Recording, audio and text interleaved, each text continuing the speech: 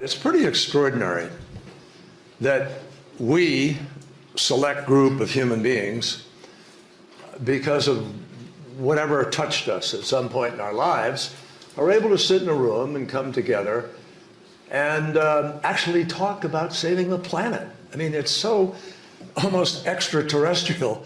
And that's why I'm saying the general idea of people coming together to discuss the world's problems is sort of interesting. And, you know, we are a world community, whether we like it or not, because the internet has brought us all together in all sorts of crazy ways.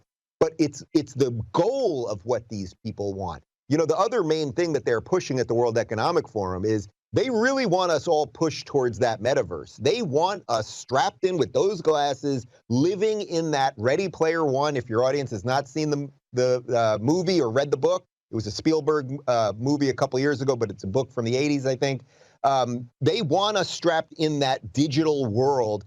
And in essence, we are just the battery. Our carbon bodies are the battery for the digital world. You should also watch The Matrix. I was going to say, this is literally There's The a whole bunch of stuff. Literally, it's The Matrix. Yeah, wow, fair income. We're all Keanu Reeves now. Are you Neo? Are you Neo?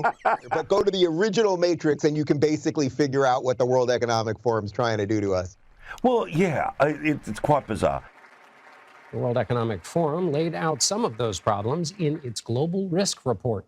It warns that COVID-19 and the war in Ukraine have thrust the global economy into different times. It says, quote, the resulting new economic era may be one of growing divergence between rich and poor countries and the first rollback of human development in decades.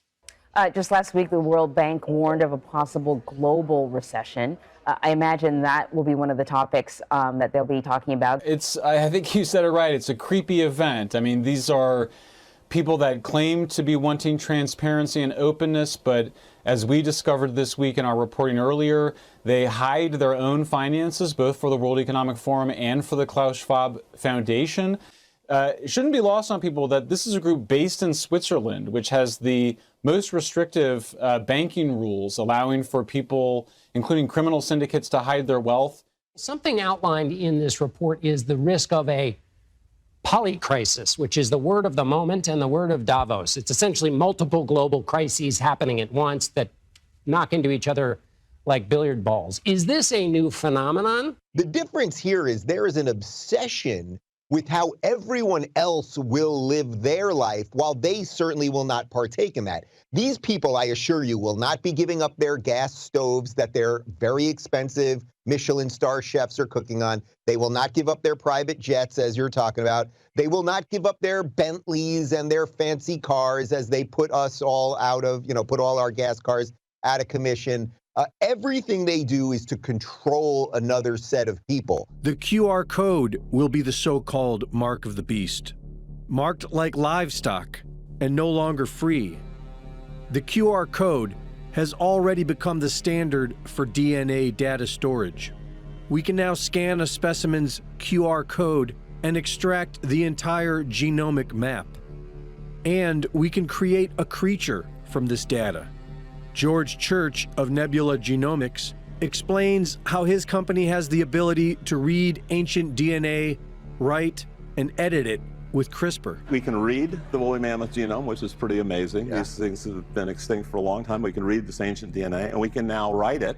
We can edit the elephant genomes with CRISPR again, and we've done this. We've made 15 edits so far of bringing back extinct DNA. He said in a 2013 interview with Der Spiegel that DNA can be assembled into an embryo and planted inside of a human woman.